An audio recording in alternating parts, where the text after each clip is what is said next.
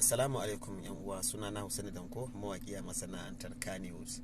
Akwai wani wanda yake yawo da namba ta a nan Lagos Alabarago, yana zuwa yana ƙarya da sunan wai shi dan uwanka ne, zai zo ya ma ƙarya ya kama wani suna ya faɗa, in Allah ya sa yayi dace to sai ku ɗaura daga nan.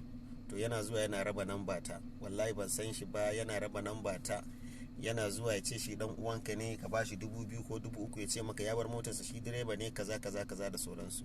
To da Allah mutane ai hattara da irin wayannan mutanen, wallahi yan damfara dai bamu san su ba su samu ba. Ya kamata a ce idan ma ya zo baka namba to ka bi shi, ka san ina ne inda yake, ba wai kawai daga ya zo ya ce maka ba ni kuɗi ka dauka ka bashi ba. Wallahi na biya bashin wannan kuɗaɗen, wallahi Allah ban san adadi ba, saboda ni ban san shi ba, kuma ina son namba ta, saboda namba ta akai masoya suke kirana. To ta ya zan bai namba ta ya lalace? Allah ya tona maka asiri a duk inda kake mai suna, ko Ibrahim kake kowa, to Allah ya tona asiri.